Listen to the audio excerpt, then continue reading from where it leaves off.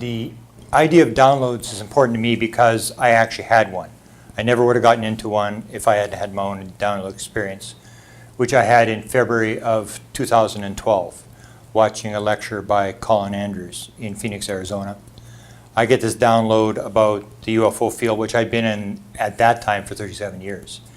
And what the download I got was to put together pieces of a puzzle of things I collected over the years, where I suddenly got the impression that this was all consciousness, that the answer to the UFO subject was consciousness. And there was an item that came out of a top secret document that I had studied that popped into my head. There was a statement made by the former president of Penn State University that popped into my head. We'd interviewed him in 1992. And then a famous statement made by Ben Rich in 1994 at a lecture at UCLA. So when I had my own personal download experience, I thought, well, this is very interesting, and I sort of got interested in downloads. Found that Edgar Mitchell, Apollo 14 astronaut, had also had exactly the same type of download experience where it comes instantaneously. It's like right there, it's instantaneous, and it comes with absolute certainty. The way Edgar Mitchell described it was, he was as certain of what had come into his head as any equation he had ever solved. And that's what happened to me too. It came with this absolute certainty that this is the answer. You don't have to check this. Is this a moment of inspiration, or is it something more? Well, I guess you could call it inspiration or download. I mean, some people are sort of disputing the term. Is this the right term to use? To me, I use the download thing because it happens so quickly. Inspiration might be something where you write a book over a couple of months or years or whatever. To me, the download is that instantaneous, almost like J.K. Rowling's, who wrote the Harry Potter books, talks about the instant download she got for all the Harry Potter books. Came to her instantaneously after waking up from a nap on a train going from Manchester into London. The Wizard of Oz was an instant download. It was instantaneously came into their head. So I started to look around, and I started to realize that this was actually pretty common. And people have sort of said to me that I'm claiming that I got it from aliens. I'm not saying I got it from aliens. The theory I developed on downloads is that it's all connected. It's all the same stuff, whether you're a psychic, whether you're a channeler, whether you're a remote viewer, whether you're a meditator, or whether you have these sort of downloads dealing with music or with aliens or whatever. What my model of what's happening is that you have a field of consciousness, which is everything. That's all there is consciousness. And on top of that, you have a conscious mind that we have. And it's the old expression, Atman equals Brahman. The small mind equals the big mind. Aldous Huxley described it as the conscious mind is a filter or a sort of a reducer that reduces the amount of consciousness that you get out of the whole field of consciousness, that just enables you to exist in the physical world.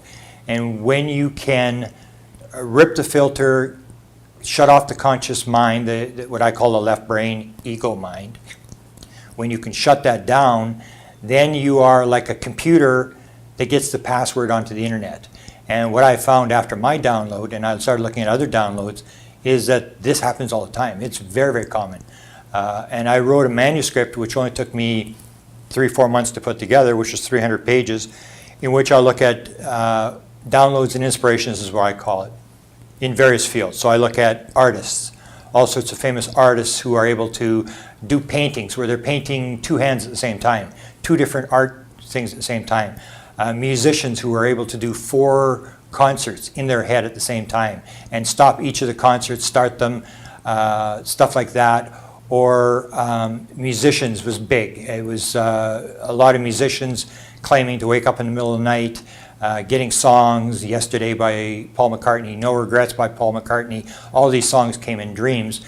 And I started to realize that this was sort of a common phenomena, even in terms of Nobel Prizes. I came up with 8 Nobel Prizes, which came either in dreams in the middle of the night, or came while the guy was sitting on a park bench. The hologram came on a park bench, and so did the laser, the invention of the laser. They were sitting on a park bench. Their left brain had gathered all the material, and then they were sitting there in a moment of relaxation. One was watching people play tennis, and all of a sudden it was like me sitting in this lecture, not really paying attention, just sort of shutting the left brain down, and suddenly you create this sort of a rip in the filter, you get over into the conscious field and the right brain, whatever's happening, downloads the answer to you. And I found out that this is extremely, extremely common. And I did musicians, I did art, I did books, I did near-death experiences. I went through the thing, and basically I say it's all connected. It's all the same thing. It's exactly the same principle. So you're saying it's all the same thing. What is that thing? Well, it's basically this idea that you have a conscious field and you have a conscious mind. And the conscious mind keeps you in the physical world. If you didn't have your conscious mind, you would just sit there in a chair, and you would be in nirvana, you'd be in the oneness of the universe, and you'd just be sitting there drooling. You need the left brain conscious mind to be able to present fear in your life, to present how to dress, how to analyze things, how to talk. Because the other side of the brain, if you have left brain, right brain, the right brain can't talk. Only the left brain can talk. And they've discovered this through split brain experiments that were done in the 60s, 70s, 80s. So they know quite a bit about these two sides of the brain. So the conscious mind is the left side. And so what you're basically doing is you're blocking the left brain, the same as you do in meditation. You try to shut the chatter down, you try to get that, and that allows you to move into the other field. Same as a psychic, same as hypnosis, all this kind of stuff is exactly the same thing. It's just being able to shut the left brain down. And maybe one of the prime examples of that is a lot of inspiration, these sort of instantaneous downloads come during the hypnagogic state, between sleep and waking. So when you're going to sleep, just before you go to sleep, you go through this period where people will report inspirations. And Tesla, who had 2,300 patents, would use a principle. He wouldn't sleep at night, and he would sit in a chair in his laboratory. And he would take two steel balls, and he would sit with his arm on the edge of the chair. He'd take these two steel balls, and he would just sit there, and he would sort of meditate. And eventually he would fall asleep. And as he would fall asleep, his hand would relax, the two steel balls would fall out of his hand, and he would have a bowl on the ground where the two steel balls would fall in the bowl. They'd wake him up, and he would immediately write down what was in his head. And he did this repeatedly, over and over. And a number of famous people used the same principle of going through this hypnagogic state. So we've even almost now learned how to do this. And it's the same thing. It's the ability to shut down the left brain. And people who are psychic are able to do that. They're more right-brained. Most abductees are right-brained creative people. Most musicians are right-brained creative people. And they're able to shut down the left brain. Whereas if you're very rational, analytical, like a scientist, you tend not to believe any of this kind of stuff. National Academy of Sciences, only 4% of people in the top 2,000 scientists in the United States, National Academy of Sciences, believe in any sort of paranormal phenomena. And that is because they're very left-brained, they're very rational, analytical, and their right brain isn't being used. So to me, it's just a principle of how this works, that anybody can do this. It's innate to everybody.